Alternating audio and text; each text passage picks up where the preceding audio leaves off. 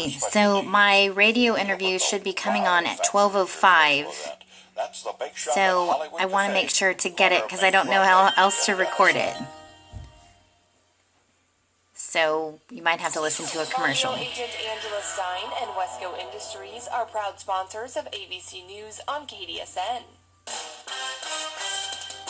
Local News at Noon being brought to you by Kronk's Cafe, Greater Iowa Credit Union, Genesis Total Body Health, and the Crawford County Bank. The month of May is Foster Care Awareness Month. Kendall Estevez with Lutheran Services in Iowa says right now there are more kids coming into care than there are foster families available. What that really means is that children are waiting longer in shelter than they should be, and so they're not getting connected with a safe and loving home. There are a few emergency shelters in western Iowa. Estevez says typically children will go into shelters for a couple days, but in some cases, kids will be in shelters for a very long time. If they are under a certain age, then we actually have to find them a home, and sometimes that can take a while. But over around 6 or 9 years old, they can go to shelter, and then that's where they end up staying if we can't find a home for them. Estevez says that children come into foster care generally because of abuse or neglect. Often, abuse or neglect stems from drug use. Unfortunately, as drug use increases across the country, kids are really suffering the effects. Estevez says there is especially a need for families to foster teenagers. A lot of kids that are 0 to 5, it seems to be really easy to find homes for them, but we need parents who will take 10-year-olds and 12-year-olds, and we need parents who will take teenagers. Teenagers tend to linger in foster care much longer, and then when they emancipate from foster care, meaning they leave foster care with no real family support, then their future looks really bleak. To become a foster parent, the process begins with a 10-week-long class.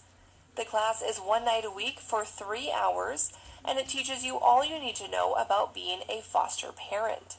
You're going to learn about reunification and trauma and grief and loss, and also how to parent children that have had trauma. When it comes to looking for the perfect foster family, there is no typical model family. Estevez says she just looks for parents who are open, flexible, and patient. And then also parents who really have the mindset of, I want to heal these children. We really have to shift the narrative away from just a rescuing mentality, but really to focus on, we want to heal these children while their mom and dad are getting healed and becoming better people. We want the children to also be able to heal from the things that have affected them in their past. This is where Lutheran Services of Iowa helps by recruiting, training, and supporting, and they work with the DHS to recommend licensing for families. Estevez says through that training, families can find out what age groups they think will be best or what will fit into their families so they can have the most success. Currently, there is only one foster family in Denison and only a few active foster families in Crawford County. So we just really need the families of Denison to step up. At one time, we had a lot of foster families, and just through adoptions or retiring, we're really in desperate need of some families here in Denison to step up and at least look into it and see how they might be able to help the foster care situation. For more information, you can go to lsiowa.org and fill out an inquiry form to become a foster parent.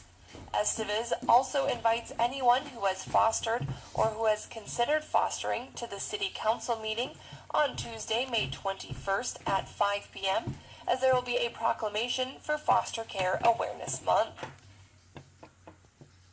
Tell us why the 4-2-5 defense. Woohoo! And that was my interview for Foster Care Awareness Month.